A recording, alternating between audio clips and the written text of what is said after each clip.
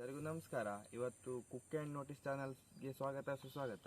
ಇವತ್ತು ನಾವು ಬಾಳೆ ಕೂಂಬೆ ಕೆಲವರು ಬದಿ ಬಾಳೆ ಹೂವು ಅಂತಾರೆ, ಒಂದೊಂದು ಬದಿ ಅಂತ ಅಂತಾರೆ. ಅದರದ್ದು ಪಲ್ಯ ಮಾಡುವ, ಬನ್ನಿ ಹೋಗುವ.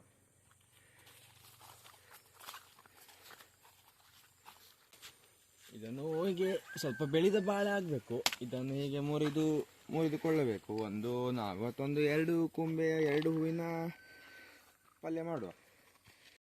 ಇದನ್ನು ಹೀಗೆ ತಗೊಂಡಿದ್ದೆ ನಾವು. ಇದು 3-4 ಸಿಪ್ಪೆ ತೆಗಿಬೇಕು, ಏಕೆಂದರೆ ಅದು ಬೆಳೆದಿರ್ತದಲ್ಲ. ಸ್ವಲ್ಪ 3-4 ಸಿಪ್ಪೆ ತೆಗಿಬೇಕು. ಹೀಗೆ ಮೊದಲು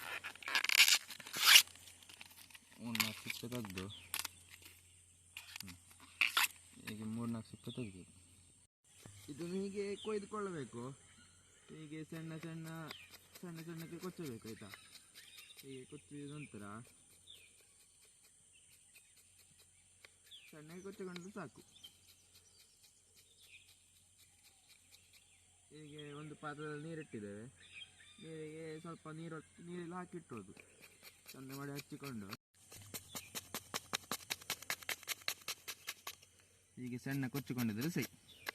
ಕೊಚ್ಚಿಕೊಂಡು ಈಗ ಪಾತ್ರದಲ್ಲಿ ಇಟ್ಟಿದ್ದೇನೆ ನಾನು. ಸ್ವಲ್ಪ ಅದಕ್ಕೆ ನೀರು ಹಾಕ್ಕೊಳ್ಳುವ. ನಾನು 2 ಇದ್ದಿದ್ದಲ್ಲ, ಅಷ್ಟೇ ಅಲ್ಲ, ಒಂದು ಸ್ವಲ್ಪ ನೀರಿಟ್ಟಿದ್ದೇನೆ. ಈಗ ಅದು ಕೊಚ್ಚಿದ್ದನ್ನು ಲಾಯ್ಕ್ ಮಾಡಿ ಹಿಂಡಿಕೊಂಡು ಸ್ವಲ್ಪ ನೀರಿಗೆ ಇಡುವ. ಅದು ಸ್ವಲ್ಪ ಬೇಯಲಿ.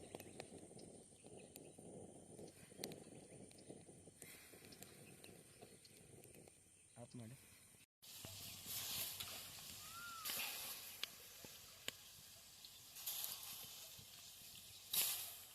ಈಗ ಸ್ವಲ್ಪ ಎಣ್ಣೆ ಹಾಕಿಕೊಳ್ಳೋಣ.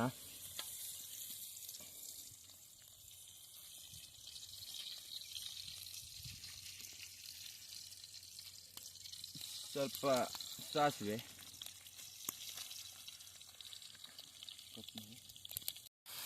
ಇದು ಬೇಯಿಸಿಕೊಂಡಿದ್ದನ್ನು ಹೀಗೆ ಹಾಕಿಕೊಳ್ಳೋದು. ಹೀಗೆ ಹಾಕಿಕೊಂಡು ಹಾಗೆ ಸ್ವಲ್ಪ ರುಚಿಗೆ ತಕ್ಕಷ್ಟು ಉಪ್ಪು ಮತ್ತು ಖಾರದ ಪುಡಿ ನಿಮಗೆ ಎಷ್ಟು ಬೇಕು ಅಷ್ಟು ಹಾಕಿಕೊಂಡು ಸೈ. ಹಾಗೆ ಚೂರು ಅರಿಶಿನ ಪುಡಿ ಹಾಕಿಕೊಂಡು, ಅರಿಶಿನ ಪುಡಿ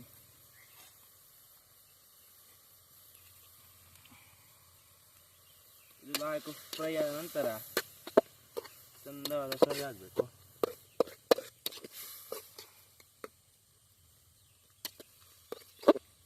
ಚಂದವಾದ ಫ್ರೈ ಆದ ನಂತರ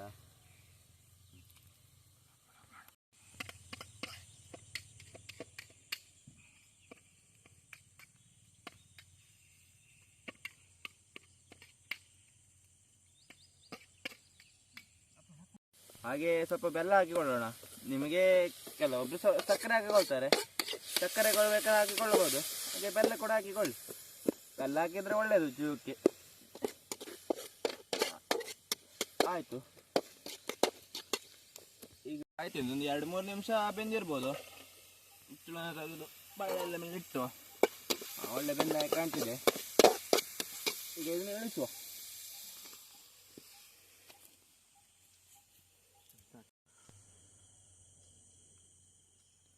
ಕ್ಯಾಮರಾಮ್ಯಾನ್, ಸೂಪರ್ ಅಂದ್ರೆ ಸೂಪರ್.